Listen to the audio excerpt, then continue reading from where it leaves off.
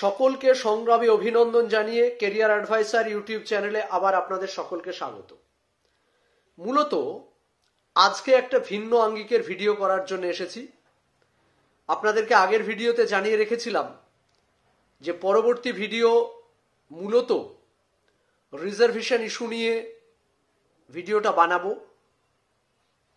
তো অনেকেই ইনবক্সে প্রশ্ন করেছেন, ফোন করেছেন, ইভেন আপার প্রাইমারি কাউন্সিলিং এর আগে থেকেই অনেকে এই বিষয়টা উদ্বিগ্নতার সঙ্গে জিজ্ঞাসা করেছেন যে দাদা ওবিসি ভ্যাকেন্সিতে চাকরি নিলে কোনো সমস্যা হবে কিনা, বা পরবর্তীতে এটা নিয়ে কোনো সমস্যা ফেস করতে হবে কিনা, বা মূল ইস্যুটি কি আছে, কিসের জন্য এহেন সমস্যা, এবং রিজার্ভেশনের বৈধতা অবৈধতা কি প্রসঙ্গ আছে ইত্যাদি ইত্যাদি বিষয়ে অনেক প্রশ্ন করেছেন। সবাইকে ইনবক্সে সেই প্রশ্নগুলোর উত্তর হয়তো দেওয়া সম্ভব হয়নি, এবং অনেক দিন আগে থেকেই মনে হচ্ছিল যে পশ্চিমবঙ্গে 2024 22শে মে হাইকোর্টে ডিভিশন বেঞ্চে ওবিসি ক্যান্সেলেশন অর্ডার আসার পর এমন ভিডিও একটা দেওয়া বাঞ্ছনীয় ছিল বলে আমার মনে হয়েছে। তাই দীর্ঘ সময় অতিক্রান্ত হলেও মূল ইস্যুটি নিয়ে এর আগেও একটা শর্ট ভিডিও বানিয়েছিলাম। আজকে চেষ্টা করব সেই ভিডিওটাই যে সমস্ত কথাগুলো আপনাদের সামনে তুলে ধরতে পারিনি সেই সমস্ত ভিডিও প্রসঙ্গ নিয়ে, সেই সমস্ত ক্ল্যারিফিকেশন নিয়ে আপনাদের সামনে আজকের ভিডিওটা করা। সবাই শেষ পর্যন্ত দেখবেন। আর প্রাসঙ্গিকতা নিয়ে বলি যে সার্ভিস রিলেটেড ইস্যু, ইভেন যে কোনো সেক্টরের এক্সাম থেকে শুরু করে তার বিস্তারিত আলোচনা মূলত আপনাদের সামনে এই চ্যানেলের মাধ্যমে করার চেষ্টা করব। আপনারা মনোযোগ দিয়ে শুনবেন এবং যারা সাবস্ক্রাইব করেননি চ্যানেলটা সাবস্ক্রাইব করে রাখবেন। আজকের যে ইস্যু সেটা মূলত ওবিসি।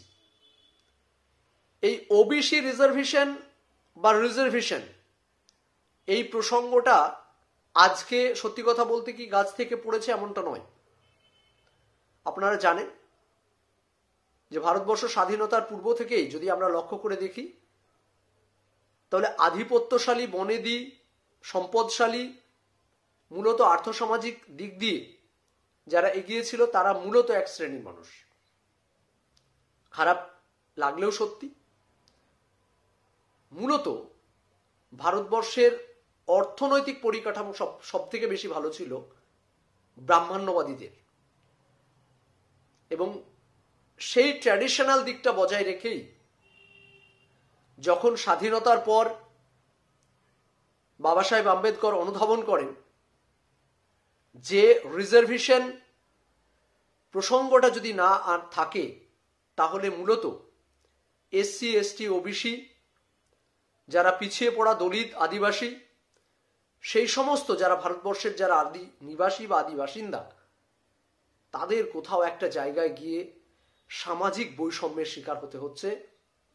অর্থনৈতিক, আর্থসামাজিক সব দিক দিয়ে সমস্যার সম্মুখীন প্রতি মুহূর্তে হচ্ছে, ইভেন ভবিষ্যতে হবে। সেই জায়গা থেকেই সংবিধানে মূলত 340 নম্বর ধারায় এই রিজার্ভেশন সংক্রান্ত বিষয়ে ডিটেলস একটা প্রসঙ্গ টেনেছেন। তারপর বলা হয় যে সংবিধান কার্যকারী হওয়ার পর 1 বছরের মধ্যে সেন্ট্রাল গভর্নমেন্ট, সর্বোপরি দেশের প্রধানমন্ত্রী, এই বিষয়ে একটা কমিশন গঠন করবে, এবং যে কমিশন সার্ভের মাধ্যমে সেন্ট্রালি, এবং 340 নম্বর ধারাতে এটাও বলা হয় যে স্টেট আলাদাভাবে কমিশন গঠন করতে পারে বা গঠন করবে। ফলে ফার্স্ট টাইম যে ইনিশিয়েটিভটা নিতে হবে সেটা কেন্দ্রকে এবং প্রধানমন্ত্রীকে। 1 বছর অতিক্রান্ত হয়, 2 বছর অতিক্রান্ত হওয়ার পরেও যখন এই ইস্যুটি আসেনি তখন বাবা সাহেব আম্বেদকর তৎকালীন প্রধানমন্ত্রী জওহরলাল নেহরুকেও বিষয়টা বলেন। তারপরেই সর্বপ্রথম 1953 সালে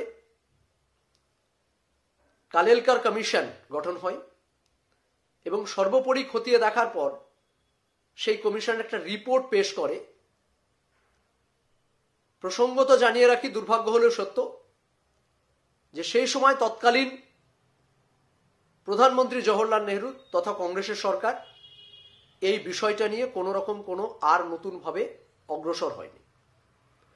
দীর্ঘদিন এই ইস্যুটা থাকলেও কার্যকারিতা নিয়ে কোনো আলোচনা সেই সময় আর কংগ্রেস করেনি বা জওহরলাল নেহরু আর করেননি। একাধিক প্রধানমন্ত্রী এসেছেন। সালটা ঠিক তারপরে 1979। দেশের তৎকালীন প্রধানমন্ত্রী, এবং আমি মনে করি যে সেই সময় সব থেকে বেশি ওবিসি, এসসি, এসটি এই সংরক্ষণ ইস্যুটাকে নিয়ে যে প্রধানমন্ত্রী সব থেকে বড় এবং ভালো ভূমিকা গ্রহণ করেছিলেন তিনি হলেন মোরারজি দেশাই মহাশয়। তিনি সর্বপ্রথম 344 নম্বর ধারা এবং কালেলকার কমিশনের রিপোর্টগুলোকে দেখার পর তিনি মনে করেন যে ইনস্ট্যান্ট বা এই মুহূর্তেই একটি কমিশন গঠন করে সার্বিক পরিস্থিতিটাকে মূল্যায়ন করা দরকার। সেই মর্মেই 1979 সালে তিনি একটি কমিশন গঠন করেন, যেটি মূলত আমরা 1990 সালে দেখছি মন্ডল কমিশন নামে পরিচিত বা মন্ডল কমিশন আমরা বলি। সেটি গঠিত হয়েছিল 1979 খ্রিস্টাব্দে। তো তিনি প্রথম এসে এই কমিশনটি গঠন করেন এবং ঠিক তারপরেই তার প্রধানমন্ত্রী থেকে চলে যাওয়ার পর আসেন ইন্দিরা গান্ধী, রাজীব গান্ধী। কিন্তু এই বিষয়টা নিয়ে আবারও কিন্তু উদাসীনতা লক্ষ্য করা যায়।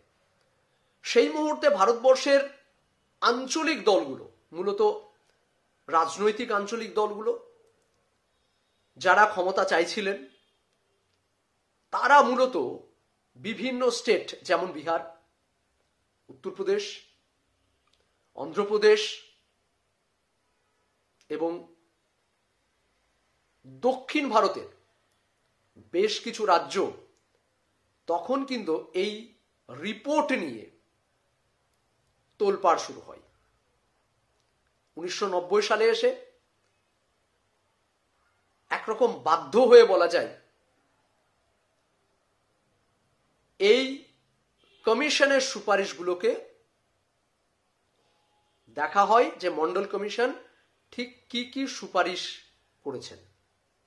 সেখানে মন্ডল কমিশন আমরা দেখলাম যে 40টা বা 40খানা সুপারিশ মন্ডল কমিশন কিন্তু রেখেছিলেন সেন্ট্রাল গভর্নমেন্টের কাছে রিজার্ভেশন ইস্যু নিয়ে। যেমন মেজর রিজার্ভেশন ইস্যু যেটা ছিল সেটা হলো চাকরির ক্ষেত্রে সংরক্ষণ, শিক্ষার ক্ষেত্রে সংরক্ষণ এবং যারা সার্ভিস কন্টিনিউ করছে তাদের ক্ষেত্রে সংরক্ষণ ইত্যাদি ইত্যাদি। যে 40টা সংরক্ষণের সুযোগ সুবিধার কথা বলা হয় এবং সেখানে উল্লেখ করে দেওয়া হয়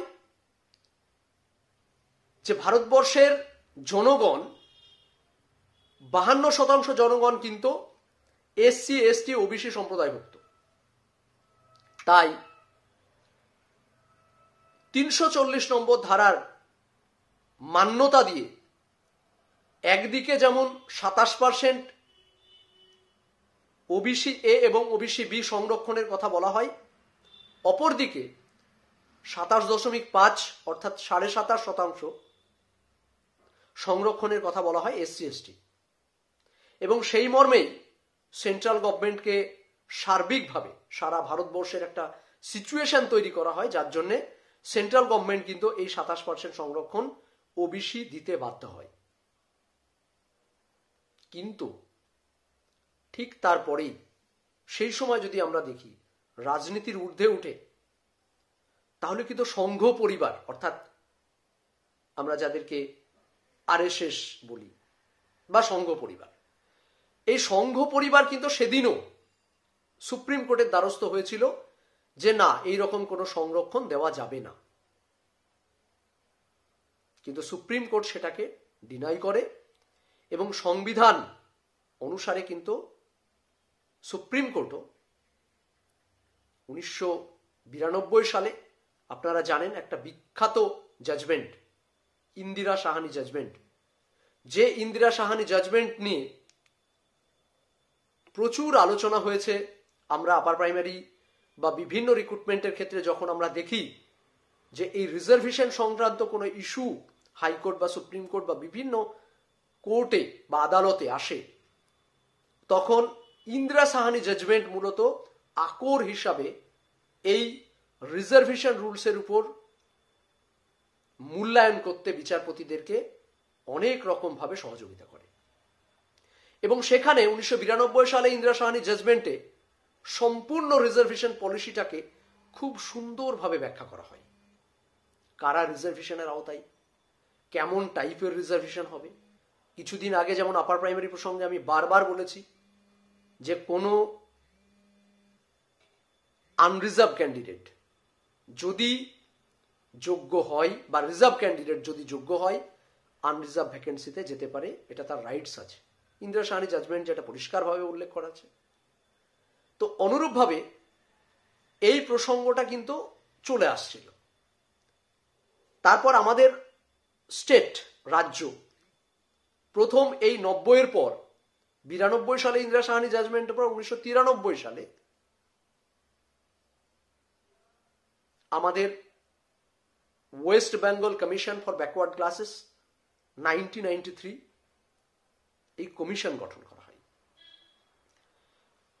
পশ্চিমবঙ্গে যখন ব্যাকওয়ার্ড ক্লাস কমিশন গঠন করা হয়, ঠিক তারপরে ব্যাকওয়ার্ড ক্লাস কমিশনের যে অ্যাক্ট 93 অ্যাক্ট, সেই অ্যাক্টে ওবিসি রিজার্ভেশন কেমন টাইপের, কারা হবে, কি হবে না হবে, সমস্ত বিষয় কিন্তু সেখানে লিপিবদ্ধ করা হয়। সেখানে বলা হয় section 3 backward class commission act 1993 section 3-তে পরিষ্কার বলা হয় যে মূলত কমিশন সার্ভে করবে এবং সার্ভে করার পর কারা কারা পিছিয়ে পড়া সম্প্রদায়ের মধ্যে, এক কথায় কোন কোন উপজাতিগুলো পিছিয়ে পড়া আর্থসামাজিকভাবে, চাকরির ক্ষেত্রে, শিক্ষাক্ষেত্রে, এই সমস্ত বিষয় মূল্যায়ন করার পর মূলত সুপারিশ করবে কমিশন। 3 নম্বরে বলা হয় যে কমিশন একমাত্র অথরিটি যে কোন কোন উপজাতিগুলো এনলিস্টেড হবে, অর্থাৎ কারা কারা বা কোন কোন উপজাতিগুলো মূলত তালিকাভুক্ত হবে, সেটা ডিসাইড করতে পারে একমাত্র কমিশন, ব্যাকওয়ার্ড ক্লাস কমিশন। তারপর সেকশন 9-এ বলা হয় যে এই লিস্টগুলো, অর্থাৎ উপজাতির যে লিস্ট তৈরি হলো, তাদের মধ্যে মূল্যায়ন করে সংযোজিত করা বা সংযোজন করা বা বিয়োজন করা, অর্থাৎ এই সার্ভে রিপোর্টের ফলে যে লিস্ট এসেছে সেই লিস্টের মধ্যে কোন কোন উপজাতিগুলোকে মূলত সংযোজন করা যাবে এবং বিয়োজন করা যাবে, সেটা শুধুমাত্র কমিশনের কাছে এই পাওয়ারটা রয়েছে। যে কমিশনের চেয়ারম্যান হবেন একজন এক্স জাস্টিস, অর্থাৎ প্রাক্তন বিচারপতি। আরো বডি আছে, তাদের বিষয়ে আমি এত ডিটেলসে যাচ্ছি না। এই কমিশন ঠিক করবে যে কোন কোন উপজাতিগুলো লিস্টেড হবে সার্ভে করার পর এবং কোন কোন উপজাতিগুলোকে ঠিক ওবিসি এ বা বি সার্টিফিকেটগুলো ইস্যু করা হবে তার আর্থসামাজিক, চাকরি এবং শিক্ষাগত সার্বিক মূল্যায়নের ফলে। কিন্তু আমরা কি দেখলাম 1993 সাল থেকে একদম 2007-8 সাল পর্যন্ত রাজ্যে কোনো রকম কোনো হেলদোল হয়নি। মূলত সেন্ট্রাল যে ব্যাকওয়ার্ড ক্লাস কমিশন যাদেরকে ওবিসি তালিকাভুক্ত করেছিল, যে সমস্ত উপজাতিগুলোকে, রাজ্য মূলত জাস্ট গুটি কতককে ইনক্লুড করে টোটাল ম্যাটারটাকে এখানে ধামাচাপা দেয়। 93 সাল থেকে 2007-8 আমাদের সামনে আসলো সাচার কমিটির রিপোর্ট। এই সাচার কমিটির রিপোর্টের ফলে আমাদের প্রকৃত চিত্রটা ফুটে উঠল যে রাজ্যের সংখ্যালঘুরা কতটা পিছিয়ে আছে। যখন এই চিত্রটা উন্মোচিত হলো 2010 সালে বুদ্ধবাবু পদক্ষেপ নিলেন যে এবার আর পিছিয়ে রাখা নয়, এবার একটু এদেরকে নিয়ে ভাবতে হবে। ভোট ব্যাংক বড় বালাই। উনি তাড়াহুড়ো করে সমস্ত কিছু করতে চাইলেন, ফলে যে ভুলটা হলো সেটা কিন্তু সেই সার্ভে রিপোর্ট করা হলো না। ইনক্লুড করার অধিকার কেবলমাত্র কমিশনের, সেটাও করা হলো না। সংযোজন বিয়োজন ব্যাকওয়ার্ড কমিশনের, সেটাও হলো না। ঠিক তারপরে রাজ্যের পালা পরিবর্তনের পর আপনারা জানেন যে মমতা বন্দ্যোপাধ্যায় মানে যে কোনো জায়গায় আপনারা লক্ষ্য করে দেখবেন যে কোনো রকম কোনো আমলা বা মন্ত্রী বা কাউকে উনি একটা কথাও শোনার প্রয়োজন মনে করেন না। ওনার যেটা ভালো হয় সেটা করবেন, এরকম একটা ব্যাপার। সেই মানসিকতা নিয়েই এই মূলত কমিশনকে বুড়ো আঙুল দেখিয়ে যে উপজাতিগুলোকে মনে হলো সব সার্টিফিকেট ইস্যু করে দাও। এখানে একটা জানিয়ে রাখি, 2011 সালে যখন এই মামলাটা রেজিস্টার হয়, ডিভিশন বেঞ্চ নয়, সিঙ্গেল বেঞ্চ, পিআইএল মামলা, বা আমরা যেটাকে বাংলায় বলি জনস্বার্থ মামলা, পাবলিক ইন্টার লিটিগেশন, পিআইএল বা জনস্বার্থ মামলা। এই জনস্বার্থ মামলাটা যখন রেজিস্টার হয় তখন কিন্তু মমতা বন্দ্যোপাধ্যায় বিরোধী বেঞ্চে, উনি জানতেন। তারপর উনি 2012 সালে একটা বিধানসভায় বিল পাশ করালেন। করানোর পর ঢালাও হারে ওবিসি নিজের মতো করে তিনি দিতে শুরু করে দিলেন, বা এসডিওদেরকে বলে দিলেন আপনারা ইনক্লুড করে নেন। এইখানে কমিউনিকেশন গ্যাপটা হলো যে কমিশনের সঙ্গে মহকুমা শাসক বা যে অফিস আপনাদেরকে বিডিও বা এসডিও যেখান থেকে আপনাকে ইস্যু করা হচ্ছে তার যে কোঅর্ডিনেশন, সেই কোঅর্ডিনেশনটা পুরোপুরি ব্রেক করালেন। ফলে এই সমস্যাটা শুরু হলো। Single bench, division bench change হওয়ার পর আপনারা জানেন যে ওবিসি মামলার অর্ডার আসলো। সেটা সম্পূর্ণভাবে আমি মনে করি যে রাজ্যের যে সহযোগিতা করা উচিত ছিল সিঙ্গেল বেঞ্চে এবং ডিভিশন বেঞ্চে, সেই সিঙ্গেল বেঞ্চ এবং ডিভিশন বেঞ্চে সহযোগিতা না করার ফলে, কোনো রকম কোনো রিপোর্ট বা কোনো রকম কিছু কোঅপারেশন কোর্টের সঙ্গে না করার ফলে, বা ভালো অ্যাডভোকেট দিয়ে হিয়ারিং না করানোর ফলে আজকে আমরা দেখলাম যে লক্ষ লক্ষ ওবিসি সার্টিফিকেট বাতিল হলো। ফলত আমাদেরই প্রচুর বন্ধু ভাই যারা মেডিকেল স্টুডেন্ট ছিল এবার অ্যাডমিশন পেল না। অনেক জায়গায় এনসিএল ইস্যু হচ্ছে না, যার কারণে বিভিন্ন জব বা বিভিন্ন জায়গায় চাকরি ক্ষেত্রে সমস্যা তৈরি হচ্ছে। নবান্ন প্রেক্ষাগৃহ থেকে মমতা বন্দ্যোপাধ্যায় ঘোষণা দিলেন যে কোনো রকম কোনো সমস্যা যেন না হয়, কিন্তু তা সত্ত্বেও তার ঘোষণার জায়গাতেই থেকে গেল। অথচ কয়েকশো মেডিকেল স্টুডেন্ট তারা কিন্তু বঞ্চিত হলো। তাহলে শুধুমাত্র বর্তমান পরিস্থিতিতে দাঁড়িয়ে আপনারা জানেন যে শয়ে শয়ে, হাজারে হাজারে, লাখে লাখে চাকরি প্রার্থী থেকে চাকরিজীবী বা চাকরি পাওয়ার মুখে যারা বসে আছেন বা স্টুডেন্ট, সর্বস্তরে কিন্তু এই ওবিসি সাফার করছে। কোনো রকম কোনো রাজ্যের হেলদোল এই মুহূর্তে নেই।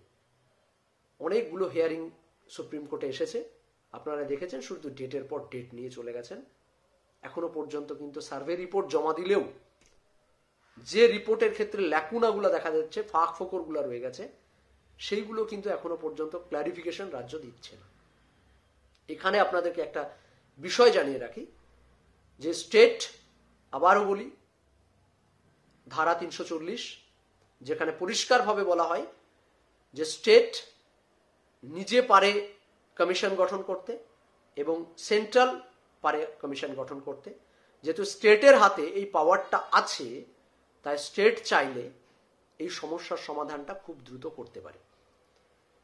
আমরা বিভিন্ন স্তরে, বিভিন্ন রকমভাবে, বিভিন্ন মাধ্যমে মুখ্যমন্ত্রীকে, রাজ্যের মুখ্যমন্ত্রীকে জানিয়েছি, বিধানসভা থেকে শুরু করে বাই মেল, বিভিন্ন মাধ্যমে এবং কোর্ট, যে অ্যাজ সুন অ্যাজ পসিবল এই ওবিসি সমস্যার সমাধান করে যে ল্যাকুনাগুলো আছে, যে ফাঁকফোকরগুলো আছে, সেইগুলো যেন কোর্টে ইমিডিয়েট পেপার সাবমিট করে সুপ্রিম কোর্টের কাছ থেকে ছাড়পত্র নিয়ে যে সমস্যায় প্রতিদিন মানুষ সাফার করছে সেই জায়গা থেকে আর কোনো চাকরি প্রার্থী থেকে কোনো চাকরিজীবীকে ভবিষ্যতে কোনো সমস্যার সম্মুখীন না হতে হয় তার ব্যবস্থা করুন। আর আপার প্রাইমারি থেকে শুরু করে বিভিন্ন সার্ভিস ক্ষেত্রে যে রিক্রুটমেন্ট ইস্যু, সেই রিক্রুটমেন্টের ক্ষেত্রে এই ওবিসি সার্টিফিকেট মূলত কোনো ইস্যুই নেই। এটা একরকম বলতে পারি যে তৈরি করা ইস্যু। সেই জায়গা থেকে রাজ্য চাইলেই সেই জায়গাটা সমস্যার সমাধান করে নিতে পারে। তাই স্টেটের হাতে সে পাওয়ারটা রয়েছে, সেই ক্ষমতাটা রয়েছে, চাইলে স্টেট করতে পারে। তাই এটা নিয়ে দুশ্চিন্তা করার কোনো কারণ নেই। ভবিষ্যতেও কারো কোনো সমস্যা হওয়ার কোনো প্রসঙ্গ নেই। তাই নির্দ্বিধায় থাকুন। আর বলবো এই ভিডিওটা যতটা সম্ভব আপনারা শেয়ার করে, আমি কোনো ভিডিওতে আমি বলি না যে আমার ভিডিও আপনারা শেয়ার করুন, কিন্তু আজকের দিনে দাঁড়িয়ে বলতে বাধ্য হচ্ছি যে এই ভিডিওটা একটা সম্পূর্ণ অন্য টাইপের ভিডিও। এই হিস্ট্রিটা সবার জানা উচিত এবং কেন কিভাবে এই জায়গায় এসে আমরা পৌঁছালাম সেই বিষয়টা জানা উচিত। যার কারণে এই ভিডিওটা বেশি বেশি শেয়ার করবেন। ভালো থাকবেন, সুস্থ থাকবেন। অন্য প্রসঙ্গ নিয়ে আবার আপনাদের সামনে আসবো।